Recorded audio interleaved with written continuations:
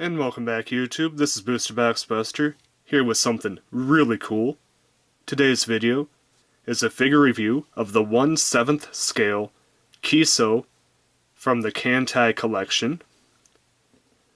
This figure is made by FunnyKnights, and this is the very first Kantai Collection figure in my collection, and my very first anime or video game figure ever made by FunnyKnights. So this is completely new company, completely new collections that I'm starting.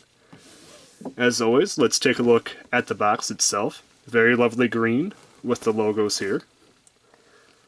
Unfortunately, it's hard to fit in the frame that I have set up for this, so I have to kind of have it on its side. Very lovely red and black negative image of Kiso on the side here. You have a very lovely image of the whole figure, and then of course all the warning information. And then of course a full color picture of her on the left side with her trademark Torpedo Cruiser. Very, very cool. And then of course the top is just the same as the front, with the official Kadakawa sticker of authenticity. Overall, this is a very, very large box, but that's because the figure itself is a very good size. And of course, the moment you've been waiting for, the actual figure of Kiso herself.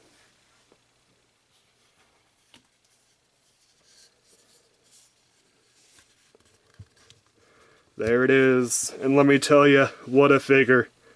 This is incredible, incredible way to start my Kantai Collection figure collection. I absolutely love most of this figure. It is awesome. And of course, as always, let's start with the base and work our way up. The base is this really nice, almost a wooden feel to it. I don't know if it's like a fake wood or like a plastic trying to be like wood, but it's very lovely. Unfortunately, there is a bit of a scuff right here, as you can see. And of course you have the nameplate, all in Japanese, no English translation for here. So that is very cool. I love the little anchors on each side of the name there, representing the game itself. Very cool. The figure itself has 3 pegs, one for the left foot and 2 for the right foot.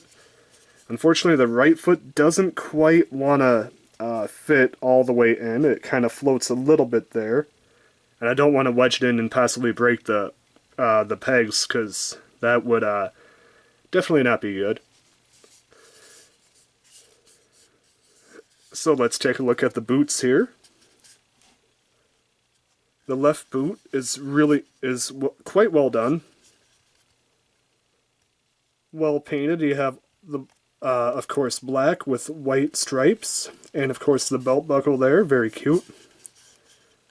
Leads to the lap, or the top piece of the boot there, really well detailed, with some red and gold. And of course, some knee-high socks as excuse me, as well. The right boot is pretty much the same, except for without the white markings on them. Really, really well painted.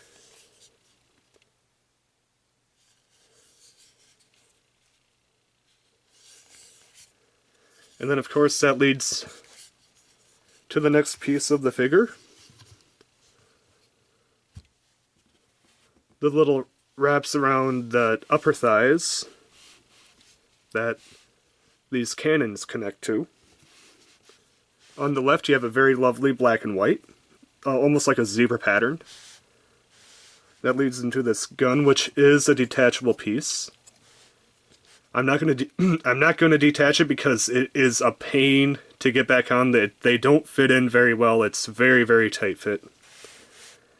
But a very lovely mechanical cannon piece. Almost made out of a cheaper type plastic than the rest of the figure. And then on the right, you have the Japanese marking right there, very cool. Along with the black piece that wraps around the upper thigh. And of course, a cannon on the right, which is the same as the cannon on the left. Very lovely figure overall. Very well painted. And of course, let's move up to the skirt. Very lovely. White, so very lovely and simple white and green skirt with green stripes that wrap all the way around. The skirt does kind of float a little bit, so there is a little wiggle room in order to get the cannons on there, so that is a very nice feature. And of course you have an ammo belt here, which I really think is a nice touch. That kind of goes up into this pouch. A couple of pouches up on the belt there. And then of course the ammo belt that wraps around to the back of the regular belt. Which I really think it's cool to make, you know, an actual belt out of ammo. You know, that's a pretty cool idea.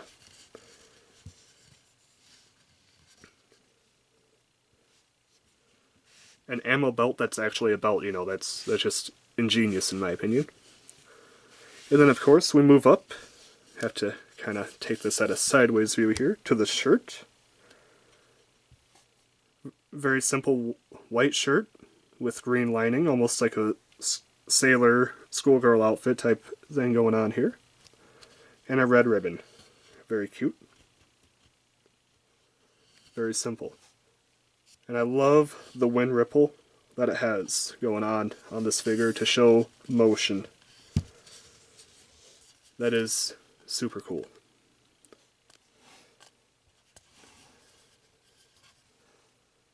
Of course, what is an anime figure without an awesome face? And this is an incredible face. I love the eye patch, I have to say that right off the bat. Reminds me of that Escape to New York, Escape from LA type deal. Protagonist. The green hair is incredible. The eye is well painted. Her left eye is. Shows quite a bit of emotion. Unfortunately, her mouth and nose are really covered up, so it's kind of hard to see, especially straight on. This is a really good, probably the best look that you're going to get at the face of the character here. The hair itself, it's standard anime figure hair. Nothing spectacular, but nothing bad. It shows some motion. It kind of looks a little stringy. But I've definitely seen a lot worse for anime figure hair, so that is perfectly fine. The hat itself has a little bit of this bluish tint to it, which right on front here. Which I don't know if it's supposed to have that, or if that's just a little bit of like bleeding from the paint job. But the rest of it is perfectly fine. Or if that's supposed to be that way, I'm not 100% sure. The back of the hair there. Very cute. And of course, I can't talk about this figure without talking about the sword and the sheath. The sword itself is very lovely. Has a very classic hilt. And it just, you simply can slide it right in from the base. Just slide it right in. No detaching pieces for the sword. This blade itself is simple, but the hilt is really where it's at. It's really lovely curved hilt to it. I do want to talk about the sheath. The sheath is kind of a pain. I don't know if my figure was a little bit not built quite right, or if the final design of this was a little bit off, but it does kind of... This sheath is a big pain to get in, because this bottom piece comes off, and you're supposed to slide it through the top, and by doing that, I had to physically move the hand out enough where I could slide the sheath in, And by doing that, it almost felt like I was going to break the hand or arm off, or at least crack it. That is a design flaw in my opinion.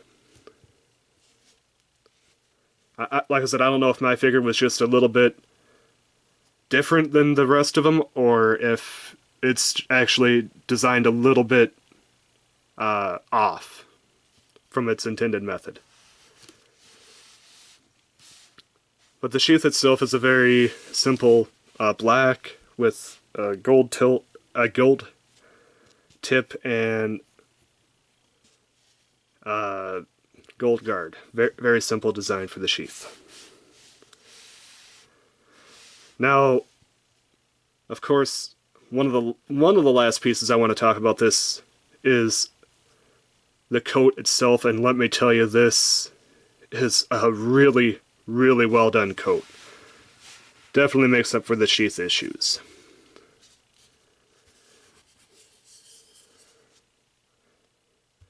As you can see, we have the arm guard, or the shoulder guard right up here with the logo of the ship.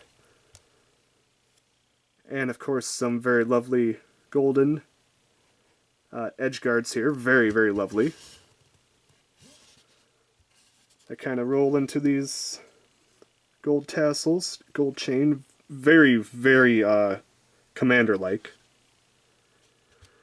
Otherwise, the rest of it is a very simple black with some very lovely details for motion in the wind that go all the way up to this very, very elegantly designed bottom piece here of this very lovely like a light gray type color that almost kind of reminds me of waves. And then, of course, a gold finish and red on the inside. Very, very epic. Really makes the piece stand out. That, the eye patch, the sword, very lovely overall. And of course, there is one final piece which I elected not to put on the figure at this time, and that is the gunship itself. Very lovely piece. Just a very nice tower mini ship here with some giant guns on the side. Very cool. I will show you how it's supposed to go on. It connects right to this piece here, if you can see that. Right to this piece here. And right on here, it just kind of supposed to connect. I'm not going to do that though, because it kind of interferes with the sword and I don't want to possibly break the sword. I'd much rather have the sword there than to have this on right now. Plus, over time, this might cause, I have a feeling this might cause the figure to kind of lean or kind of, yeah, basically lean or sag, and I just don't want that to happen to such an amazing looking figure.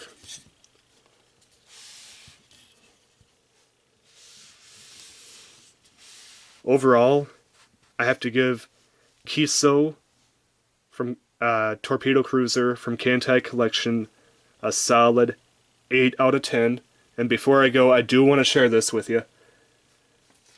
The figure itself is very, very lovely, but the additional pieces to put on is quite a pain.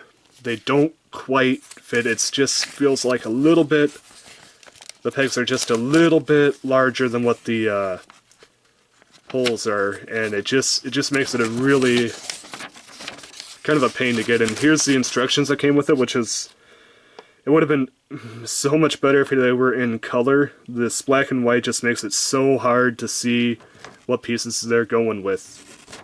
And it doesn't look like it gives you much actual information in Japanese on them either, so it's kind of hard to figure out what the instructions are showing you.